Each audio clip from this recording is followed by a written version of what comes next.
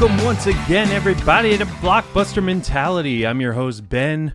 Got another great show for you. Real quick before we get started, hey, are you subscribed to us on iTunes? If not, why not? Be sure to do that because it helps us out a lot. Not only subscribing, but rating and reviewing us. A sentence or two. You know, just give us that 5-star rating, 4-star rating, 3, whatever you think, But give us a rating and a review. It really helps us out a lot. We've been climbing those charts lately, and it has a lot to do with you guys, which also, though, I have to mention, also has to do with the great guests we've been having, thanks to you guys who continue to listen. So it's a win-win, and we've been talking to a lot of cool people lately.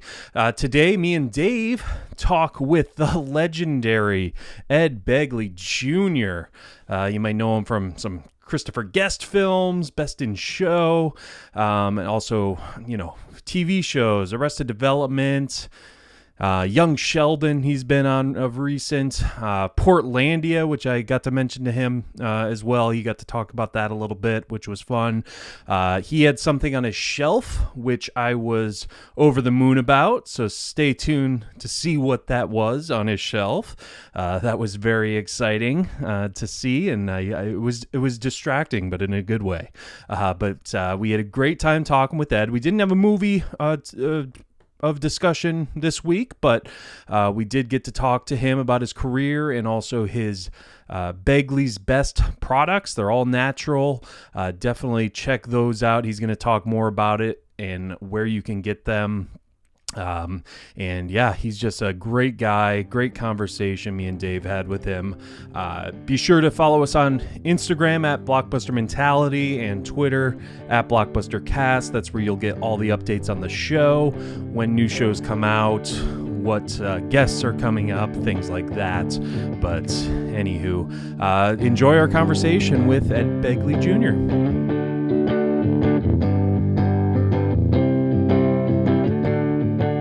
Hey, Ed, how's it going? Hello. Pretty good. Nice to be on with you. Hey, thanks for coming on. Is that an Oscar I see?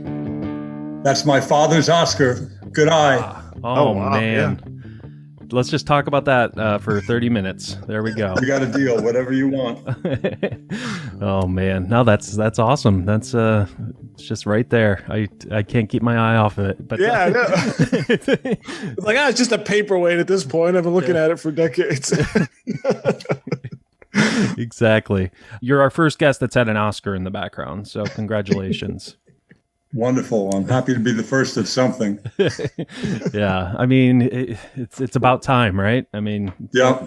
You've only been in the business, you know, a couple decades, right? 54 years, believe it or not. Wow. Yeah, that is a long time. Have you been doing anything since the pandemic? Have you worked on I have. I've been very lucky to be working a good deal, actually. Yeah. I've been working on Young Sheldon. I'm doing a TV series right now that I'm recurring in. It's a show I've been on before, but they had me sign an NDA. They want it to be a surprise that my character's coming back, but it's a very popular show. I'm shooting that right now. I did a feature film with a lot of A-list stars. Did another NDA. Can't talk about that, but I can talk about Young Sheldon. And what else have I done? I did Mr. Mayor with Ted Danson.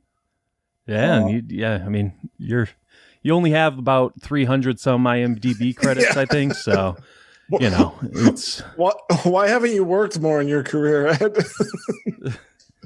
I never thought I'd still be working at 71 and like it. I actually still like working. So there's something to be said for that. Absolutely. Yeah, definitely. I mean, yeah, it's it's insane, you know, that you can, I mean, yeah, because you have these actors who've, you know, they've come and gone, but yeah, it seems like you've just steadily just been chugging along. I think I have a guest to one of those shows, but I won't say it. You have an NDA. What did let's get into this a little bit. I keep seeing this year when I look you up about being an environmentalist, 1970. You became an environmentalist, and now you have all these products, which we're going to talk about. What kind of sparked that in 1970? Now I know you've talked about the start of it, and how you got a electric car and all that, early on in the 70s. But like, when did your eco-friendly mind start, would you say? There were some good things that led to that and some bad things. The bad one was living in smoggy LA. At that point, I was 20 years old. I'd lived 2 decades in smoggy LA, and I was just fed up. It hurt your lungs to just sit there. Forget about running and playing. It just hurt. And it was very damaging. People, would get very sick with emphysema and, lots of other problems from the smog. So when they started the first Earth Day in 1970, I was ready to make a change. That was a bad influence. A good influence was my dad, though he didn't use the word environmentalist. He was one. Yeah. He had lived through the Great Depression. He was the son of Irish immigrants. We turned off the lights. We turned off the water. We saved string and tinfoil. We just kind of conserved. So I got that from him. He got me into Boy Scouts too. And I got to see nature up close and personal, and I liked it. And then the other, positive influence was just, seeing that it worked right away, that all this stuff that I did, I started recycling, I started composting, I became a vegetarian. As you said a minute ago, I bought an electric car, a very primitive car. When I say car, I'm being quite grand. We're talking about a golf cart with a windshield wiper and a horn. Oh, man. It had a tiller, didn't have a steering wheel. It had a tiller like a golf cart from that era. Oh, So you must have been picking up the chicks in that thing, huh? Oh, yeah. That was a real babe magnet. I took Cindy Williams on a date. I didn't get a second date after that. Oh, man. I wonder why. Hot Wheels passing us by. It was so slow. Now, you were a little bit ahead of the curve then. I mean, you kind of, you saw something and you kind of went full into it. Did you ever feel like you were, am I being a crazy person kind of a thing? Because you were way ahead of kind of like where we are now, where most of us are coming around in these later decades. You were sort of already there. You had made those changes and committed to that. People really thought I had lost my mind. And then when I revisited again in 1989 and 90, I got another, better electric car than that. It had a steering wheel. It was a 73 Subaru, a guy converted to electric. But it had a range of about 25 miles, distance. So my kids were, upset. They lived part-time in Ojai, California, and I'm in Studio City. So it's like a 80-mile, 76-mile drive. I couldn't make it in the electric car. I went, great, he's driving an electric car. I'll never see my father again.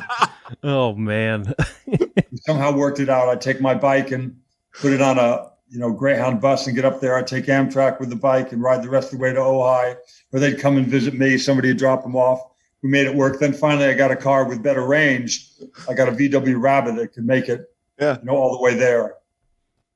Well, I love that because you talk the talk, and there's a lot of, people like to say a lot of stuff, but you lived it, and it was clearly inconvenient, and you certainly, I would assume, had the means to make things a lot more convenient for you, but yet you made that decision for something greater. I think that's great. Yeah. And I never realized how nervous I was making people, in my line of work, producers and what have you, studio heads. I think they were really scared of me or worried about me or something. Because I went on the set one day on this movie I did with Macaulay Culkin called Page Master, and I played his dad. So one day I go on set, I drive my electric car there, what have you, and then I hear these assistant directors, these ADs on headsets going, I don't know what to do. He's here. Let me talk to him. No, I don't know. I have no idea what we're going to do. He's here. Hold on. Let me talk. Ed, can we speak to this? Yeah, I'm worried. Am I going to get fired? No. We got a problem today. Ed, tell me what's the matter. Well, we didn't get the car, the electric car. I mean, we didn't get the station wagon. What? There's a scene where you sit in a station wagon. We couldn't find an electric station wagon in all of America. Said, I just sit there, right? I don't even drive anywhere. I said, yeah.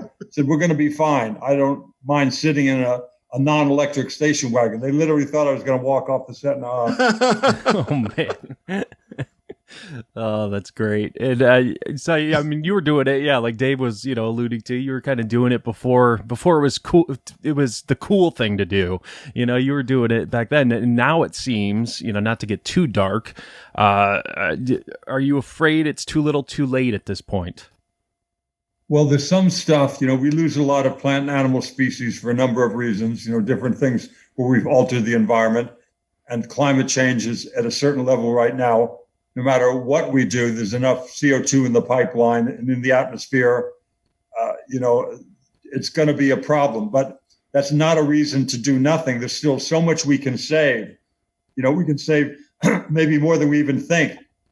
We have to set about doing it and do what we can, to save people in places like Bangladesh. What are these people going to do? They're like 18 feet above sea level, or 3 feet above sea level at this point. Right. And it's going to be very bad. Where will all those people go? It's going to cause major upheaval around the world. And the people that speak about it the loudest are the people at the Pentagon.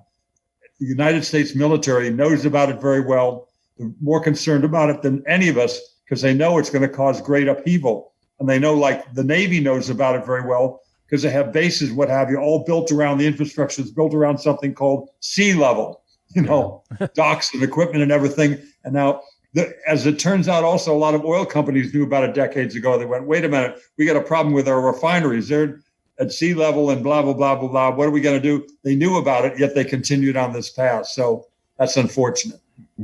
Yeah. I would say so. You had something, Dave? Well, just where we live in the Tampa Bay area, Ed, and I don't think we're much higher above sea level than someone in Bangladesh, to be honest with you. Yeah, we're right there. Yeah. I mean, I think, 3 feet. I think, we might be at sea level, I think. Basically. Yeah. And you see some of the problems they're already having in Miami, with when the water comes up through the water table from below sometimes even, and the tidal surge and what have you. It's going to be a real challenge. And those maps that they put forward about what will happen to much of Florida are of great concern to me. No matter where you live, you got to wonder what's going to happen for all those people. It's going to be a lot of engineering it's going to take to keep people out of harm's way.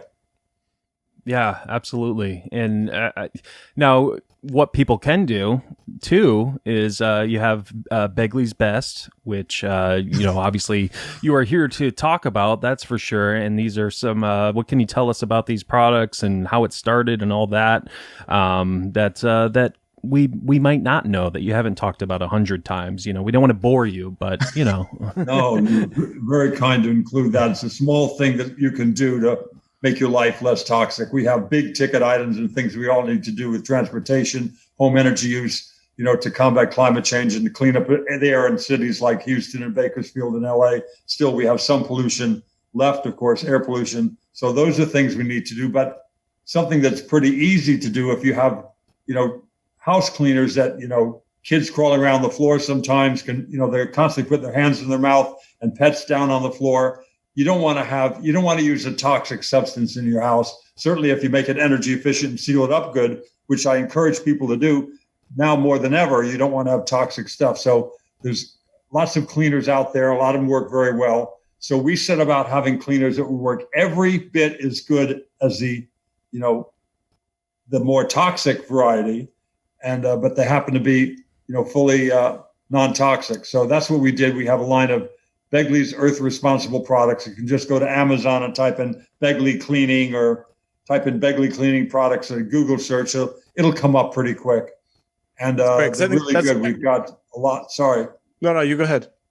We got a lot of different products to, pet stain odor remover, household cleaner, glass cleaner. We got lots of different stuff and they all work well.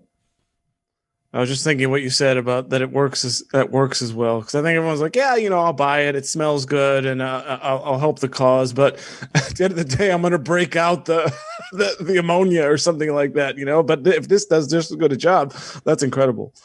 Yeah, because people only buy your product once if it doesn't clean well.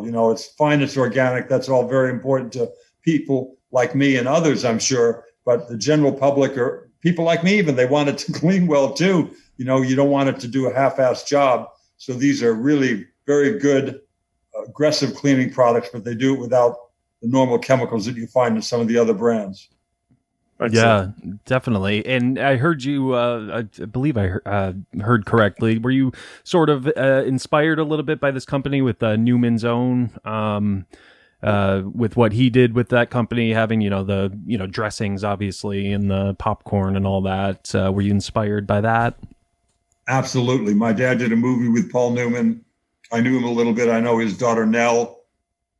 And they started just doing it, I think, in Connecticut for like local fundraisers and what have you. He had some salad dressing he made for some, picnic or what have you that people liked. And went, hey, bottle that up and sell it, and we'll get the money for the local PTA, what have you. Yeah. And that was good. Then he had some pasta sauce that he made. He went, bottle that up too. And he started doing that. Pretty soon he had a brand that they sold locally. Pretty soon he had, like 20 different SKUs, 20 different products.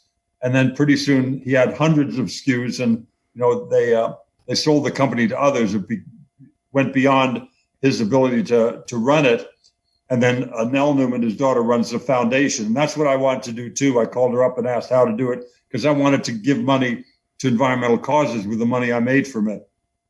And so that's exactly what we do. The corporation makes the money, and then you give it to a foundation directly, 100-cent dollars. And it's a good way to give. You can give a lot that way, because they're 100-cent dollars you're getting for selling your products or lots of other things, right? Do these green speaking engagements and what have you, and other things, green product endorsements that all can go eventually to the foundation. Excellent. Yeah. And that's great. Yeah. Cause you have, celebrities that get their name involved with things, and it's,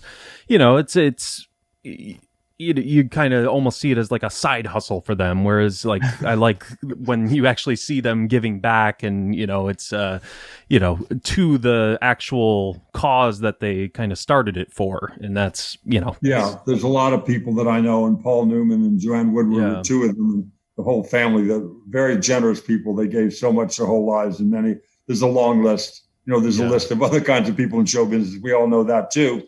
But there's also a long list of people who are very generous, and they should be. They've been very lucky. To have a job these days at all is a gift, and have a job doing something that you really like, people feel doubly blessed, and they want to give something back, and most people do. It's encouraging to see, and not just in entertainment and sports and medicine. Lots of other people are very generous in many lines of work, and they're all to be applauded. Absolutely. 100%.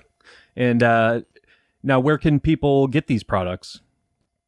You can go to Amazon and type in Begley cleaning. Type in Begley, I think would do it even. Yeah. But we sell a lot through Amazon.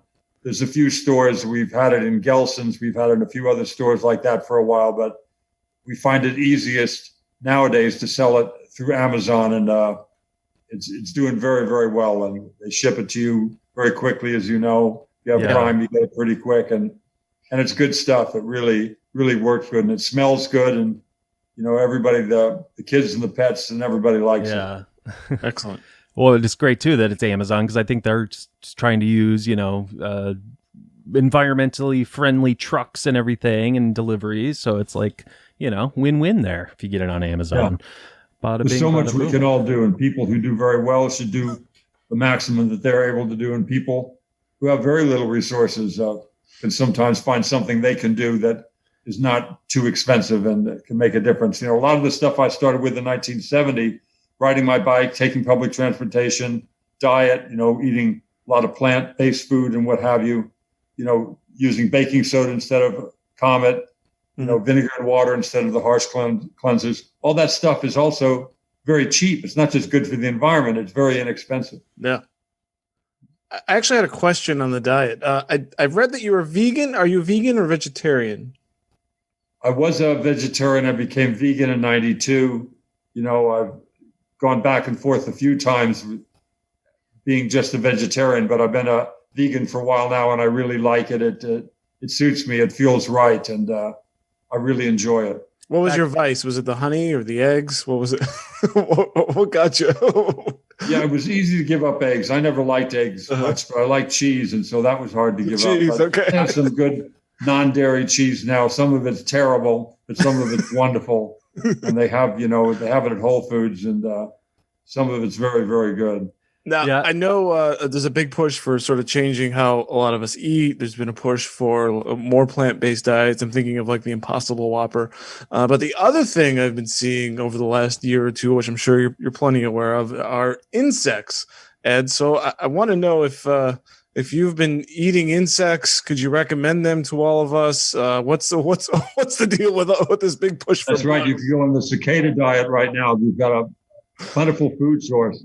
Yeah, I've heard that people eat such things. I'm just one of those squeamish people. Yeah. I imagine if I was starving out in the wilderness, what have you, get hungry enough, you'll eat just about anything. That's how people ate their first cicada or their first egg or their first eel. Right. People were damn hungry, so they ate, an oyster. What didn't look like something you'd want to eat, but if you're hungry, you'll try it, and then you just get used to it. What's really the difference between eating crawfish and eating, a cicada, what have you? There's not that much difference when you think about it. Maybe it tastes different. I've never had a cicada, but it's not. I've always been turned off by that sort of thing. Having crickets, dipped in chocolate or what have you. I've just never gone there. So I swear by it. Not for me. Yeah, no amount of chocolate can take away the mental thing about it. Like I know it's a bug. There's no amount of chocolate. You're not going to disguise it for me. Yeah, exactly. But for those reasons too, for just the reason of being repulsed for whatever visual reason, subconscious things. That's why I just stopped eating meat back in 1970. Never looked back. I haven't had beef, lamb, veal, pork, anything like that since 1970. It just kind of turned me off. I saw some slaughterhouse, films or what have you. So I just got turned off and haven't had it since. Yeah, I respect that 100%. And I'm so glad you're not on the bug train, Ed. He was dying to ask. He said, I had to know. He said, "Can I ask Ed if he's eaten any bugs?" I said, if you want. Also, you wonder nowadays, how long are they underground? What kind of soil is it? Toxic soil? I mean, they've been there for a while. That's true. I'm not sure how you vet that. What kind of taste and chemicals are going to be involved? Wow. Have you ever ate a bug, Dave? I have not. Okay. Never. You'll have to put a funnel down my throat to get me to eat a bug. Yeah, me too. We'll get you there. I'm sorry. No, go ahead. And I also read that you and Bill Nye are in a competition of who can have the smallest carbon footprint. Do you have an update on that race? Who's winning? Who's losing? It started years ago when we lived just 2 doors away from each other. We had very similar houses, same square footage, the same basic design or what have you. And to be fair and to be clear, he would beat me regularly. But the reason I put forward, and I think it's true, there's one of him in the household and 3 of us, 2 ladies and me. So per capita, I was doing better.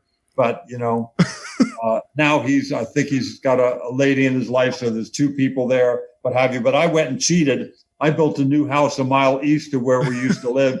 I cheated and built a LEED platinum home that's designed to be very energy efficient. Those old 1936 homes that Bill and I lived in and he still lives in, there's a case to be made for keeping that material and not, making something new. Mm-hmm. There's a case to be made for that. He stayed there. And so, but my house is very energy efficient now because I have 9 kilowatts of solar in the roof. I have 12-inch thick walls.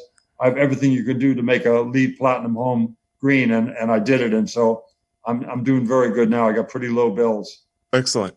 That's great. And if he lost to 4 people and him alone, I think he would that would be a tough loss for him. So if you're going, but actually, wait a minute. Full disclosure here, we got to be honest in this situation.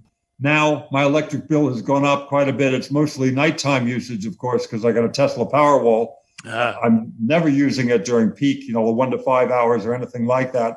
But I gave my old electric car away to my daughter, my grown daughter, Amanda. She's driving my old Nissan Leaf. I got Rochelle out of her hybrid and I got her into a full electric. I'm in a full electric Tesla myself. My daughter has a plug-in Chevy Volt. My other daughter, who's 21, has a Chevy Volt. So there's 4 cars that are charging at our house now. So I'm running kind of a charging station in Studio City. So I'm using a fair amount of nighttime power, but it is all 100% green, like my solar panels. You can sign up for a program where they buy in the marketplace. They go out there and they buy new wind power, new solar, new geothermal, and feed it into the DWP grid. So I pay 3 cents extra for that. So I have power when I buy it at night, every bit as green as my as the power that I have on my roof. That's fantastic. Great. I used to own a Prius and I loved it. It's a good car. Yeah, it was nice. If you had 3 of those charging, say you had 3 Teslas charging, would that, and you didn't have solar panels, you were using regular electricity, would that defeat the purpose, or is it still better than not? It's still better. There's a reason it's better. There's a couple reasons. Number one, the mix of power in the Department of Water and Power. Even if you don't buy their green power program, the regular mix is pretty green. They got off all their coal and what have you. Their they're putting more green power in line anyway, no matter what kind of plan you buy. Also, use 25% of your gasoline in a city like Los Angeles. Stop. You're not going anywhere. You're sitting at a light. You're slowing down in traffic and what have you. 25% of your gasoline is used in that way. Also, it's easy to clean up one power plant than it is a million tailpipes. Power plants do get cleaner every year, and cars get dirtier as they age. The kind of cars we're making them cleaner every year, but a car that you bought years ago, as it ages, it gets dirtier. So there's a bunch of different reasons why. And also, the best thing about electric cars, you cannot make gasoline on the roof of your house. You can make electricity on the roof of your house. I know because I've been doing it for quite a while. Yeah. You don't know what I'm doing at my house, Ed. It could be making gasoline. Yeah, that's true, Dave. I never know what he's up to over there, but I love shows where I learn something. So this is great. I love it. But to switch gears a little here, I have to talk about this because it's one of my favorite shows out there.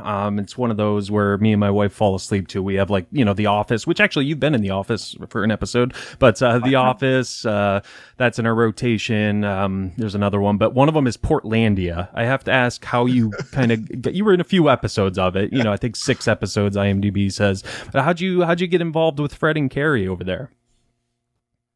I've been a fan of Fred's for years, and Kerry too.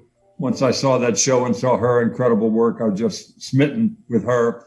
For some reason, I don't know why they thought to call me for an episode early on, but they did. I was in heaven when I got that phone call and raced to go up there and do it. And then they had me back for another year and another year. I think I did 4 separate years of it and loved every minute of it. I'm just a huge fan of Kerry's and a huge fan of Fred's. They're hysterically funny and very smart and very sweet people too.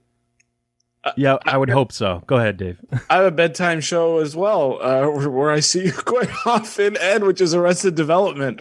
This is one of the ones we play on a loop many, many times. In fact, I told my wife we were having you on today, and her response was, quote, "the alpaca." And for those of fans of the show, because Ed played Sitwell, who had alopecia, and the late, great Jessica Walter called him an alpaca. So. Right. I have different eyebrows for different moods and what have you. I have different, like I'm getting a haircut. The hair, changes in length from episode to episode. It's pretty funny. It's It's well. Will Arnett is a genius. Jeffrey Tambor, Jessica was so wonderful. Yeah. Jason Bateman, I love him. For decades, he's so great. All of them, it's just such a treat. Portia, just amazing people. When you guys came back for that 4th season, the Netflix, because Sitwell was in the 4th season, right? Yes. Well, I mean, it had always been talked about for all those years since the show stopped. Were you just were you ever expecting to get that call for that 4th season at that point, or was it long gone at that point? No, I wasn't. I didn't. I was always elated whenever they had me back for another episode or another season. Mitch Hurwitz is a god. The way his mind works is thing of beauty. So I just love getting a call, whatever he's doing. He did that show as well called Lady Dynamite with Maria Bamford. Yeah. Very funny comedian, Maria Bamford. So I got to play her father in that. So anytime I hear from Mitch Hurwitz, it's a pretty damn good day.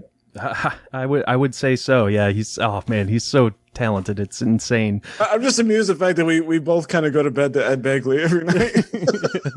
It's true. I mean, I'm honored. Bless you, people. It's not because we're bored. It's just that brings us comfort. We're not falling asleep because believe me, I put people to sleep all the time with my work. Don't feel bad. It's a common reaction.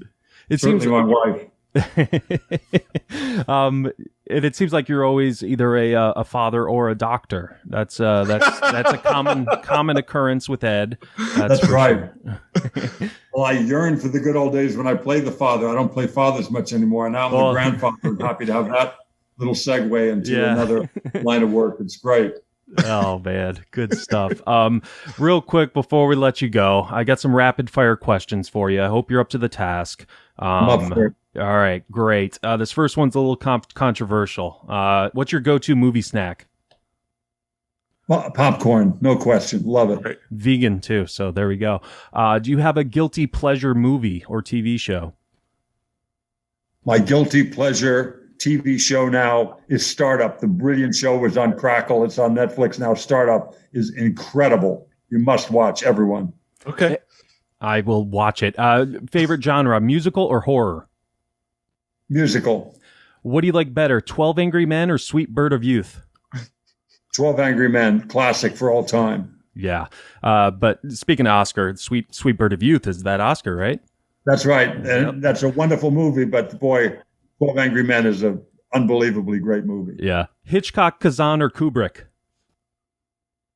Oh, man. Oh, Kazan, I guess. Well, I got it. You said Elia Kazan, right? Yep. Mm-hmm. Good choice. Good choice. Movie that made you want to get into the biz? Is there a specific movie that inspired you? Besides having Dad in the movies? Oh, wow. Yeah, it was his movies, really. But the movie that really affected me was Journey to the Center of the Earth. I thought I would start digging with some friends. We started digging in my friend's backyard. We were going to tunnel to the center of the Earth. Oh, man. Did you make it?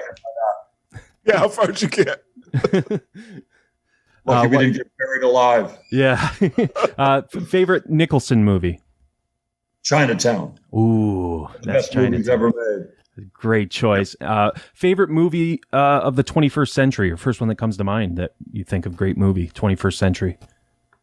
Silver Linings Playbook. Ooh, all right, we're friends now. So, but that's all the questions I had. So there you go. You did it. You won. You won the prize of being our guest. So, but no, we really appreciate you coming on. It's been an absolute honor for us. Again, we fall asleep to you every night. So it's been an absolute pleasure. And yeah, we'll definitely be sure to let our listeners know about Begley's best products and put the link and everything in there. Anything else they should know?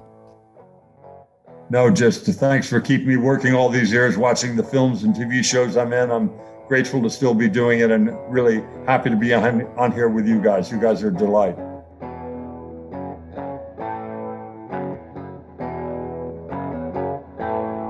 There you have it, folks. Ed Begley Jr. What a treat that was to speak with him, let him know what great fans we are of him, and let him know that we fall asleep to him every night. But no, he was great. Definitely pick up those products. They help the environment. It's better than having that toxic stuff in your house. So definitely pick up Begley's best products. Again, follow us on Instagram at BlockbusterCast. Twitter, actually Twitter's BlockbusterCast. Silly goose, Ben, you're such a silly goose. Instagram is Blockbuster Mentality, where you get all the updates on the show. Again, rate, review us on iTunes. We'd really appreciate it. But that is it for me, for Ed and Dave. I'm Ben, and as always, grab some popcorn, grab some snacks. We'll catch you guys at the movies.